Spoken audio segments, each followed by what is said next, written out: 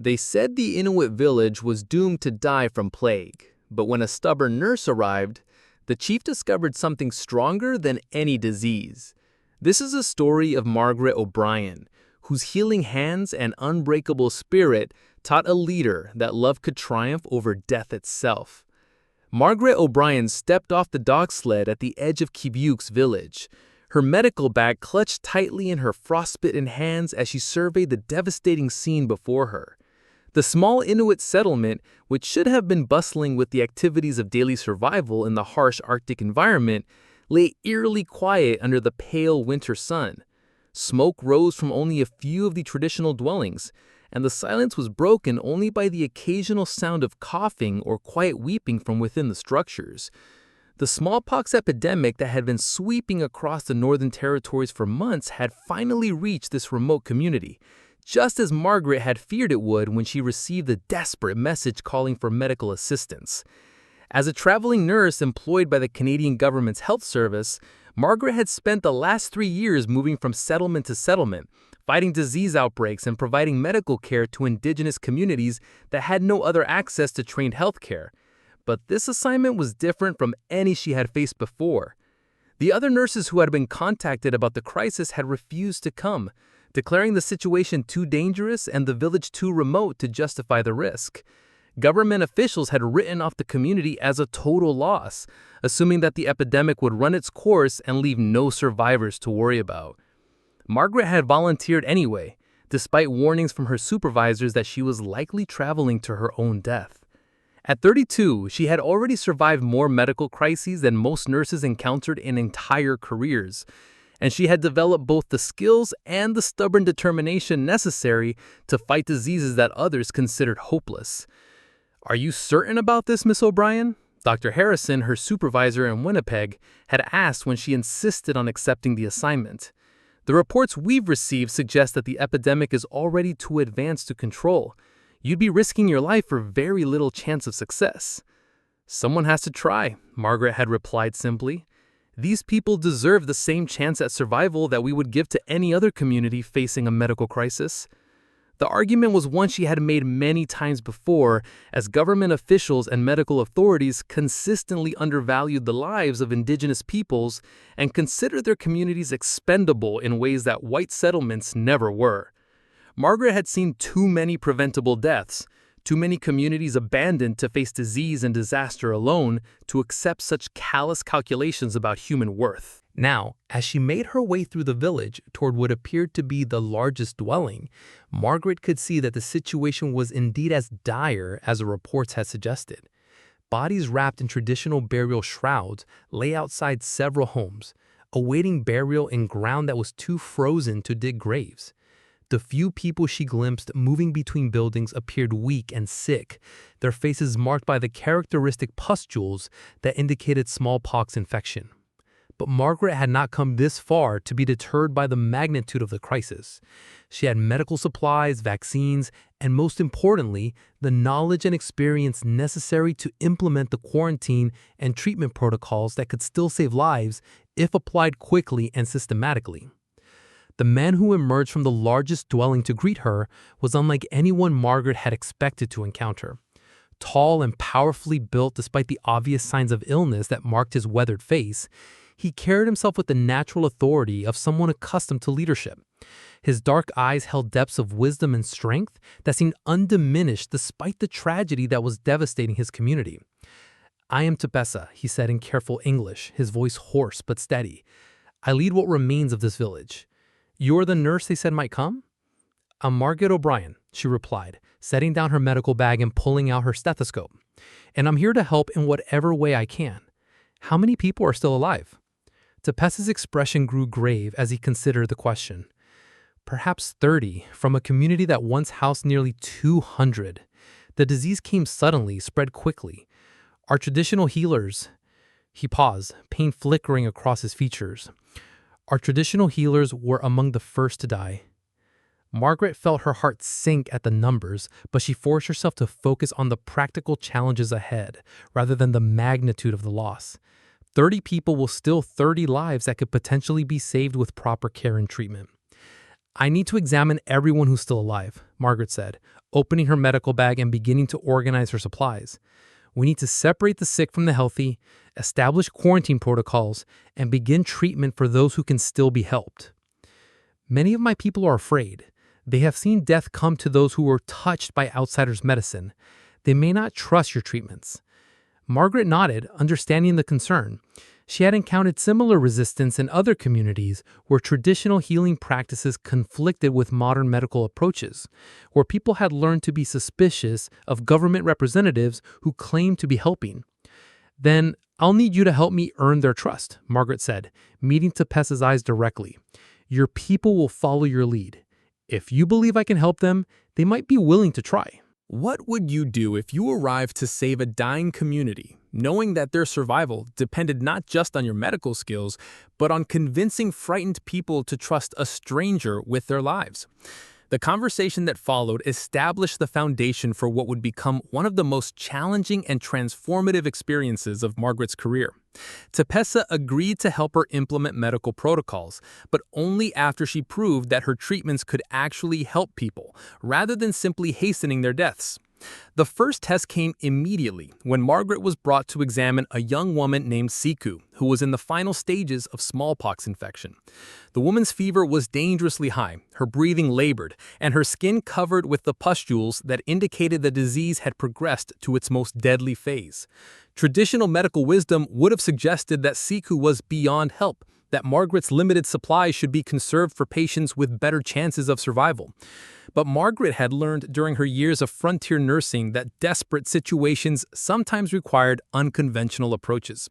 Working by lamplight in the small dwelling where Siku lay dying, Margaret implemented an aggressive treatment regimen that combined modern antiseptic techniques with supportive care methods she had developed through years of treating similar cases. She used cold compresses to reduce the fever, administered carefully measured doses of morphine to ease breathing difficulties, and employed antiseptic solutions to prevent secondary infections that often proved fatal even when patients survived the initial disease. Most importantly, Margaret stayed with Siku throughout the critical 12-hour period when the woman's survival hung in the balance. She monitored vital signs, adjusted treatments based on changing symptoms, and provided the kind of intensive nursing care that was rarely available in remote settlements. Tepessa remained with them throughout the night, watching Margaret work with growing respect and amazement. He had seen many healers over the years, both traditional and modern, but none who approached their work with such a combination of knowledge, skill, and stubborn determination. "Why do you work so hard for someone you do not know?" Tepessa asked during one of the brief moments when Margaret paused to rest. "Because every life has value," Margaret replied simply, "and because I became a nurse to fight death, not to surrender to it." The answer reflected a philosophy that had guided Margaret's entire career, a belief that medical professionals had obligations that transcended considerations of convenience, safety, or probability of success. She had seen too many healthcare providers give up on patients too quickly, had witnessed too many preventable deaths caused by inadequate effort rather than inadequate knowledge. By dawn, Siku's fever had broken and her breathing had stabilized. She was still critically ill and would require weeks of careful nursing to fully recover, but she was no longer dying. Word of her improvement spread quickly through the village, and Margaret found herself facing a line of patients eager to receive treatments they had previously been afraid to try. The next several weeks tested every skill Margaret had developed during her nursing career. Working with limited supplies and no assistance except what Tepessa and a few healthy community members could provide, she established a systematic approach to treating the epidemic that addressed both medical and social dimensions of the crisis. She set up quarantine areas that separated patients according to their stage of illness, preventing further spread while ensuring that each group received appropriate care. She trained community members in basic nursing techniques, enabling them to assist with patient care while she focused on the most critical cases. But perhaps most importantly, Margaret worked to restore hope and morale in a community that had been devastated by loss and facing what seemed like inevitable extinction. She shared meals with healthy families, learned basic words in their language, and demonstrated respect for their customs and traditions even as she introduced modern medical practices. She does not act like other government people, Nuka, one of the village elders, observed Tapesa. She works beside us, not above us. She treats our people as if they were her own family. The observation was accurate. Margaret had learned during her years of frontier nursing that successful healthcare in indigenous communities required more than medical knowledge. It required genuine respect for people's humanity and dignity, understanding of their cultural values, and willingness to work as a partner rather than an authority figure. Her approach proved remarkably effective. Over the course of 6 weeks, Margaret managed to save 23 of the 30 people who were still alive when she arrived. The 7 deaths that occurred were mainly elderly people and infants who had been too weak to survive even with intensive care. Losses that were tragic, but far better than the total devastation that had been predicted. But Margaret's impact on the community went far beyond the immediate medical crisis.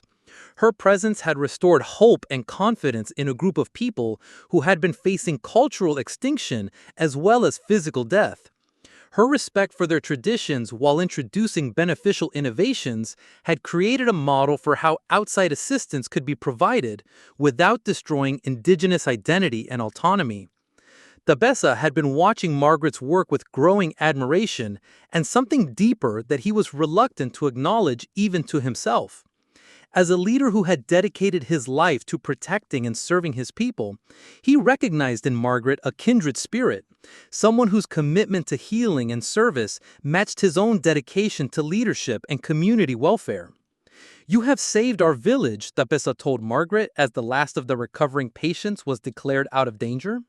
We will remember what you have done for as long as our people exist. You saved yourselves, Margaret corrected gently. I just provided some tools and knowledge. Your people's strength and determination did the real work of survival. The exchange reflected the mutual respect I had developed between them during the crisis, a recognition that successful healing required partnership rather than dominance, collaboration rather than control. But it also marked the beginning of a conversation about Margaret's future plans that would prove to be as challenging as any medical crisis she had faced. "The government expects me to return to Winnipeg for my next assignment," Margaret told Tapesa when he asked about her plans. "There are other communities that need medical assistance, other epidemics to fight." "And what do you want to do?" Tapesa asked quietly.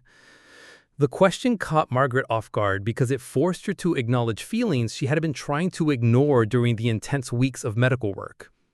She had not just grown to respect and care for this community, she had fallen in love with the man who led it. With his combination of strength and gentleness, wisdom and humility, dedication and compassion. But she was also realistic about the practical challenges that such feelings presented. Margaret was a white government employee whose career required her to travel constantly between different assignments. Tapesa was an indigenous leader whose responsibilities tied him permanently to his community and traditional way of life.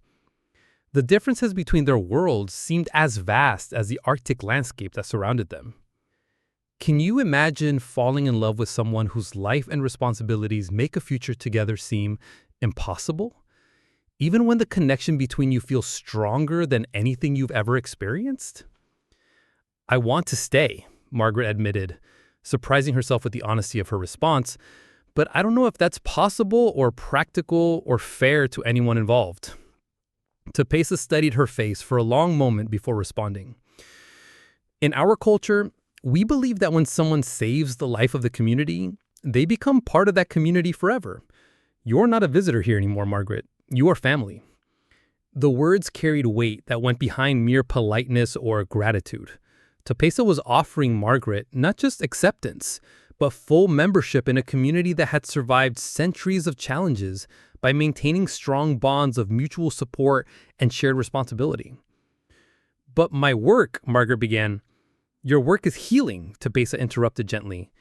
"Our people will always need healers. And there are other communities in this region that would benefit from someone with your knowledge and experience." The conversation continued over several days as Margaret wrestled with a decision that would determine not just her immediate future, but the entire direction of her life. Staying would mean abandoning the career path she had followed for years, giving up the security and status that came with government employment, accepting a life that would be harder and more uncertain than anything she had previously experienced. But leaving would mean abandoning the community she had come to love, the man who had captured her heart, and the opportunity to build something meaningful and lasting, rather than simply moving from crisis to crisis without ever establishing permanent connections. The decision was made easier by the response of the village community when word spread that Margaret was considering staying. Rather than viewing her as an outsider who was presuming too much, people began approaching her with requests for medical advice, invitations to family gatherings, and offers to teach her traditional skills that would help her adapt to Arctic life. "They see you as one of us now," Tapisa explained, as they watched children gathering around Margaret to learn songs she had taught them during their recovery. "You have proven yourself through service. That is the highest honor our culture can offer." Margaret's formal resignation from government service was not well received by her supervisors, who viewed her decision as wasteful of her training and experience. Dr. Harrison made several attempts to convince her to reconsider, arguing that she was throwing away a promising career for romantic notions about frontier life. "You're a skilled nurse with years of valuable experience," he told her during their final conversation. "You could have a department of your own within a few years, real authority and influence. Are you really going to give all that up to play house with natives in the wilderness?" The condescending tone and racist assumptions underlying his arguments only reinforced Margaret's conviction that she was making the right choice. She had seen too much of the government's callous attitude toward indigenous peoples, too many policies that valued bureaucratic convenience over human welfare, to want to build her career within such a system. "I'm going to continue doing the work I trained for," Margaret replied calmly. "I'm just going to do it in a place where it's actually needed and appreciated."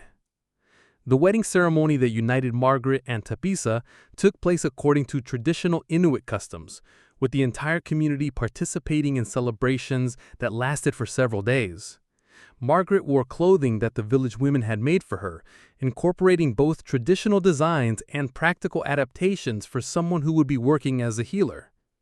"I promise to serve our people with all my knowledge and skill," Margaret said in the halting Inuktitut she had been learning since deciding to stay. "I promise to honor your traditions while contributing what I can from my own background." The words represented more than just wedding vows. They were a commitment to building a life that bridged different worlds while serving the common goal of community welfare and survival. The years that followed brought challenges and rewards that Margaret could never have anticipated during her career as a government nurse. She and Tapisa developed a medical practice that combined traditional Inuit healing methods with modern techniques, creating approaches that were more effective than either system alone. Their work attracted patients from communities throughout the region, as word spread about healers who understood both old and new ways of treating illness and injury. Margaret found herself not just providing medical care, but serving as a cultural interpreter, helping other healthcare providers understand how to work effectively with indigenous communities. The children who came to them, both Margaret and Tapisa's biological children and the many orphans they took in over the years, grew up understanding that healing was about more than just medical treatment. They learned that effective healthcare required respect for cultural differences, willingness to learn from multiple traditions, and commitment to serving others regardless of their background or circumstances. Their eldest son, Nanook, became a skilled healer who combined his parents' approaches with innovations of his own, eventually establishing a training program for indigenous healers that became known throughout the Arctic. Their daughter, Siku, became a nurse who worked with government health services while advocating for better treatment of indigenous communities. The community that had been facing extinction when Margaret first arrived grew and prospered under their joint leadership, becoming known as a place where different cultures could meet and learn from each other. The village became a model for how traditional and modern approaches to healthcare could be combined effectively, demonstrating that progress didn't require abandoning valuable cultural practices. Margaret's story became part of the oral tradition not just of her adopted community, but of the broader network of indigenous peoples throughout the Northern Territories. She was remembered not just as a healer who had saved the community from epidemic disease, but as someone who had proven that outsiders could be trusted when they approached indigenous cultures with genuine respect and humility. She came to fight death, the stories would say, and she stayed to fight for life, not just for individual patients, but for the life of our community, our traditions, our future. Years later, as Margaret watched her grandchildren playing in the snow outside the medical clinic she and Tepisa had built together, she often reflected on the choice that had changed everything about her understanding of healing, service, and love. The government career she had abandoned had promised security and advancement, but it had also required her to move constantly between crises without ever establishing lasting connections or seeing long-term results. The life she had chosen instead was harder in many ways, more physically demanding, less financially secure, more dependent on community support rather than institutional authority. But it was also infinitely more meaningful. Instead of fighting disease as an individual professional, she had become part of a community effort to create health and prosperity for everyone. Instead of moving from crisis to crisis, she had helped build systems and traditions that would continue to benefit people long after she was gone. The transformation had been gradual but profound, requiring Margaret to learn not just new medical techniques, but entirely new ways of understanding health, community, and her own role as a healer. The government training she had received had emphasized individual expertise and professional authority, but working in indigenous community had taught her that effective healing required humility, collaboration, and respect for knowledge systems that were thousands of years old. One of the most challenging adjustments had been learning to work with traditional healers who had initially viewed her with suspicion and skepticism. Auki, the community's eldest medicine woman, had survived the epidemic by isolating herself in a remote cabin, and she had returned to find her role potentially usurped by an outsider whose methods seemed to contradict everything she had learned about healing. "Your medicines may stop the spots," Auki had told Margaret during one of their early encounters, "but they do not heal the spirit, and sickness that is not healed in the spirits will return in other forms." The criticism had stung initially because Margaret's medical training had taught her to view such beliefs as superstition rather than legitimate healthcare practice. But as she observed Auki working with patients who had survived the physical aspects of smallpox, but were struggling with depression, anxiety, and social reintegration, Margaret began to understand that the older woman's approach addressed dimensions of healing that modern medicine often ignored. The breakthrough in their relationship had come when they worked together to treat Yutu, a young hunter who had survived smallpox but had become convinced that the scars on his hands made him unfit for traditional activities. Auki's spiritual healing ceremonies had helped him understand that his survival was a sign of strength rather than weakness, while Margaret's physical therapy had helped him regain the dexterity needed for hunting and crafting. "We both heal," Auki had observed after Yutu successfully returned to full participation in community life. "You heal the body, I heal the spirit. Together, we heal the whole person." The insight had become the foundation for the integrated approach that Margaret and Tepasa developed over the years, combining modern medical techniques with traditional healing practices to create treatments that addressed physical, emotional, and spiritual dimensions of illness. Their clinic had become a training center where young people learned both traditional and modern healing methods, preparing them to serve communities that were increasingly dealing with health challenges that required multiple approaches.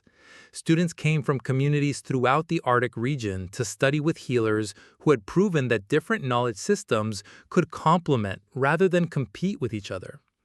Margaret's own children had grown up as living examples of this integration, learning to speak multiple languages, understand different cultural perspectives, and work effectively with people from diverse backgrounds. Their success had helped demonstrate that bicultural upbringing was a source of strength rather than confusion, that children could honor multiple traditions without losing their sense of identity.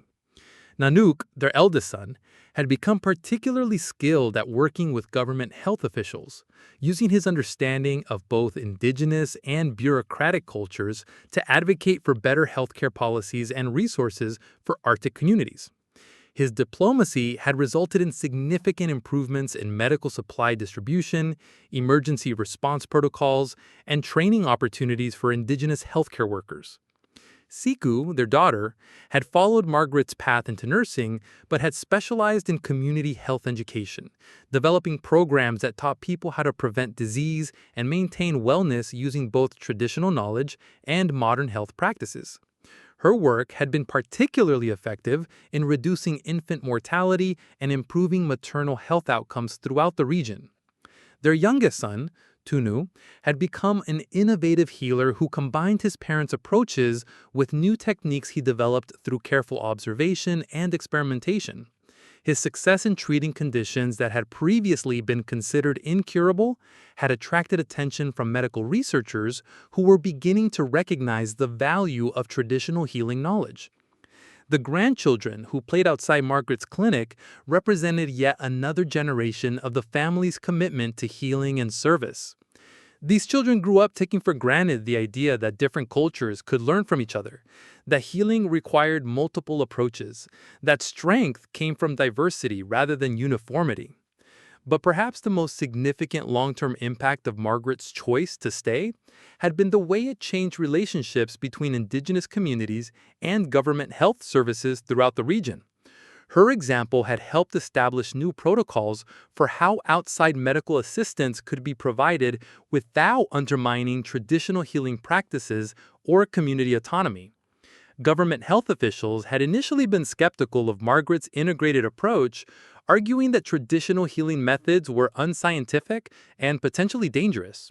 But the remarkable success rates achieved by communities that combined traditional and modern approaches had gradually convinced even the most conservative bureaucrats that such integration produced better outcomes than either system alone.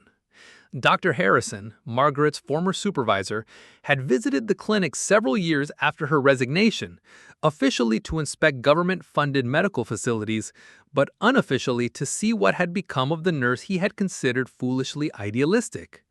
"I have to admit," he had told Margaret after observing her work for several days, "your outcomes are better than anything we're achieving in government-run facilities. I still don't understand how you make it work, but I can't argue with the results." The acknowledgement had been gratifying, not because Margaret needed validation from her former employer, but because it represented growing recognition that indigenous communities deserved healthcare approaches that respected their values and incorporated their knowledge, rather than simply imposing outside solutions. The clinic had also become a model for how healthcare facilities could be designed and operated to serve diverse populations effectively. Rather than the sterile, institutional environments that characterized most government medical facilities, Margaret and Tepesa had created spaces that felt welcoming and culturally appropriate, while still maintaining the hygiene and organization necessary for effective medical treatment. Traditional architectural elements were combined with modern medical equipment, creating treatment rooms that felt familiar and comfortable to indigenous patients while providing healthcare workers with the tools they needed to deliver quality care. The integration extended to staffing as well, with traditional healers working alongside nurses and doctors as equal members of the healthcare team. The success of this model had inspired similar initiatives throughout the Arctic region, as other communities sought to develop healthcare systems that honored their cultural values while providing access to modern medical advances. Margaret's influence had extended far beyond the single community she had originally come to save, creating a network of integrated healthcare approaches that served thousands of people across the Northern Territories. The impact had been particularly significant for women's health, as Margaret's presence had helped break down cultural barriers that had previously prevented many Indigenous women from seeking medical care. Her respectful approach to traditional birthing practices, combined with her ability to intervene when complications arose, had dramatically reduced maternal and infant mortality rates throughout the region. She had also been instrumental in developing training programs for Indigenous women who wanted to become healthcare providers, creating pathways for community members to gain medical knowledge while remaining connected to their traditional roles and responsibilities. "She showed us that we could be modern without abandoning who we are," one of her former students had observed during a ceremony honoring Margaret's contributions to Arctic healthcare. She proved that progress and tradition could work together instead of against each other. The observation captured something essential about Margaret's approach and its lasting impact. Rather than viewing traditional and modern approaches as incompatible, she had demonstrated that integration was not only possible, but more effective than either approach alone. As Margaret approached her 70th birthday, she often marveled at how different her life had become from what she had once imagined. The career she had planned would have focused on individual professional advancement and institutional authority, moving from position to position in pursuit of greater responsibility and recognition. Instead, she had found herself building something that would outlast any individual achievement, a model for healthcare that honored human dignity, cultural diversity, and the wisdom that came from multiple traditions working together. The impact of her choice to stay had rippled outward through generations of students, patients, and community members who had learned to see healing as a collaborative rather than authoritative process. The transformation had not been without its personal cost and sacrifices. During her first decade in the Arctic, Margaret had struggled with periods of profound loneliness and doubt, missing the professional community and intellectual stimulation that had characterized her government career. There were times when the isolation of Arctic life felt overwhelming, when she questioned whether she had made the right choice in abandoning a promising career for an uncertain future in a remote community. The letters she received from former colleagues describing their career advancement, their moves to prestigious positions in major hospitals, their recognition from medical societies, sometimes filled her with pangs of regret and envy. She had given up opportunities for professional growth that would never come again, had chosen a path that would never bring her the kind of recognition that came with institutional success. But these moments of doubt had always been counterbalanced by the daily evidence that her work was making a real difference in people's lives. Every patient she helped recover, every community member who learned new healing skills, every innovation that improved healthcare outcomes reminded her why she had chosen service over advancement, meaning over status. The most difficult period had come during her 5th year in the Arctic, when a severe winter had created food shortages that pushed the community to the brink of starvation. Margaret's medical training had not prepared her for the challenge of keeping people healthy when there simply wasn't enough food to maintain basic nutrition, when the strongest members of the community were growing weak from hunger. It was during this crisis that Margaret had learned one of the most important lessons of her Arctic career, that effective healthcare required understanding not just disease and treatment, but the social, economic, and environmental factors that determine whether people had access to the basic necessities of life. Working with the Pesa and the community leaders, Margaret had helped develop innovative approaches to food preservation and distribution that maximize the nutritional value of their limited supplies.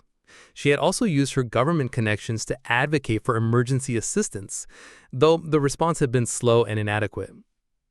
This is why our people have always been suspicious of promises from the outside, Tapesa had told her during the worst days of the shortage. When crisis comes, we are left to survive on our own, with whatever resources we can find or create. The observation had highlighted the fundamental vulnerability of Arctic communities. Their dependence on natural resources that could be disrupted by weather, climate change, or government policies that prioritize industrial development over indigenous welfare. Margaret had begun to understand that effective healthcare in such communities required not just medical knowledge, but political advocacy and economic development as well. This broader understanding had shaped her approach to training the next generation of healthcare providers. Rather than simply teaching medical techniques, she emphasized the importance of understanding communities as complex systems where health was determined by factors ranging from food security to educational opportunities to political representation. Her students learned to see themselves not just as healers, but as advocates and community developers, people whose role extended far beyond treating individual patients to include working for systemic changes that would improve health outcomes for entire populations. This holistic approach had proved remarkably effective. producing healthcare workers who were capable of addressing both immediate medical needs and long-term community development challenges. Many of Margaret's former students had gone on to become leaders in their own communities, using their medical training as a foundation for broader efforts to improve living conditions and opportunities for their people. The network that had developed around Margaret's teaching had become a powerful force for positive change throughout the Arctic region. Former students maintained contact with each other and with Margaret, sharing innovations and collaborating on projects that address common challenges facing Indigenous communities. One of the most successful of these collaborative efforts had been the development of mobile health clinics that could serve communities too small or remote to support permanent medical facilities. The clinics combined traditional healing practices with modern medical equipment, providing comprehensive health care while respecting local customs and values. Margaret had been instrumental in designing these mobile units, drawing on her years of experience to create systems that were both medically effective and culturally appropriate. The success of the program had attracted attention from international health organizations, leading to funding and support that enabled expansion throughout the Arctic region. The recognition had brought Margaret opportunities to share her approaches with healthcare providers in other parts of the world where Indigenous communities faced similar challenges. She had spoken at medical conferences, consulted with government agencies, and collaborated with researchers who were studying the effectiveness of integrated healthcare approaches. But perhaps more meaningful than any external recognition had been the honor ceremony organized by Arctic communities to acknowledge Margaret's contributions to regional healthcare.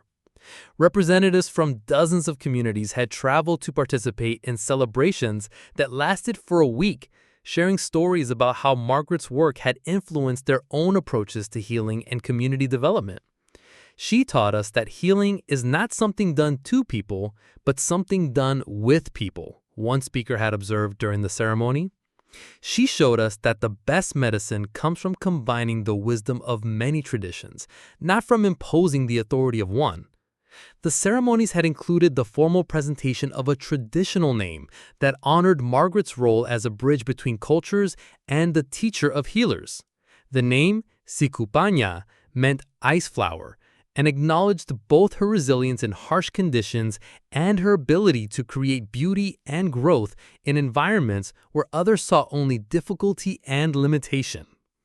The recognition had been deeply moving for Margaret, representing acceptance and appreciation from communities that had learned to value her contributions not as a government representative or outside expert, but as a family member and cultural participant whose knowledge and experience had enriched their own traditions.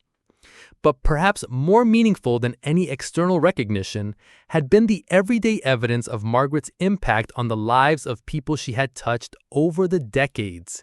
Former patients would visit the clinic to introduce their children and grandchildren, telling stories about how Margaret's care had saved their lives or helped them through difficult recoveries.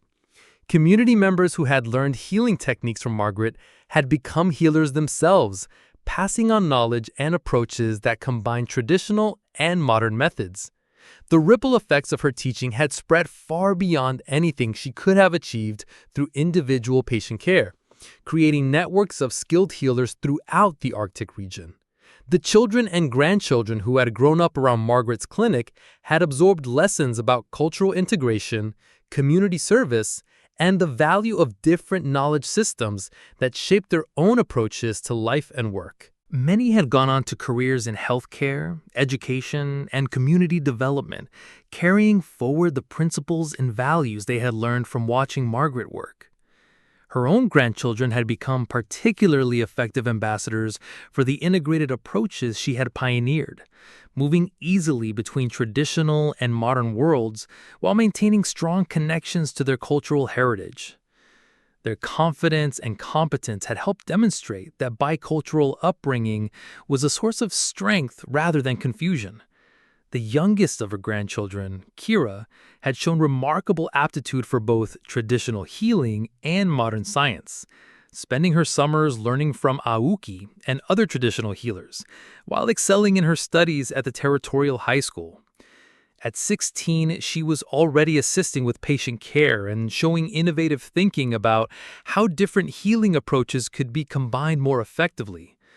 She has the gift, Aoki had observed, using the traditional term for healers who possess both technical skill and spiritual insight. But more than that, she has the wisdom to use her gifts in service of others rather than for personal advancement.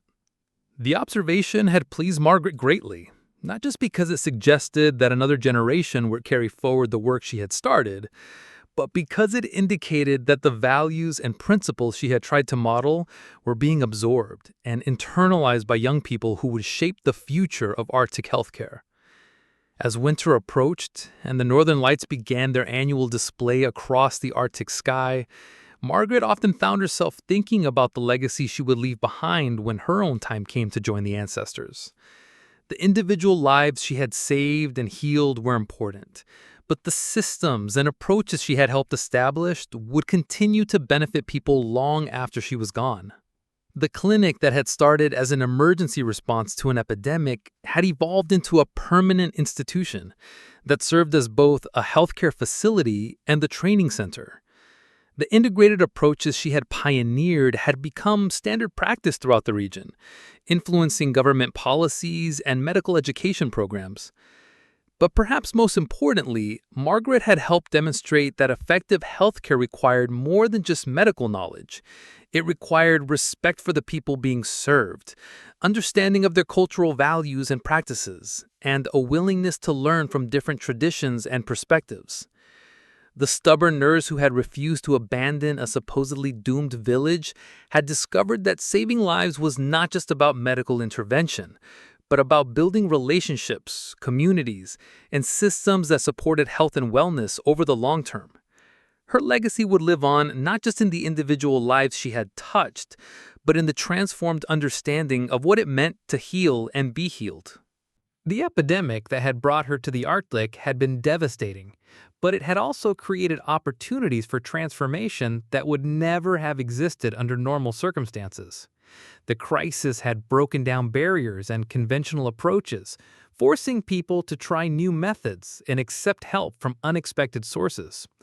Margaret's willingness to adapt her medical training to local needs and values had made her effective in ways that more rigid approaches would never have achieved.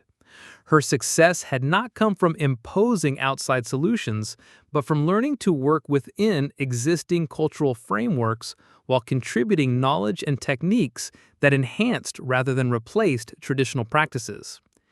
Do you ever regret staying? Tefessa asked her one evening as they sat together watching the northern lights dance across the sky. "I regret that it took a deadly epidemic to bring me to where I belonged," Margaret replied.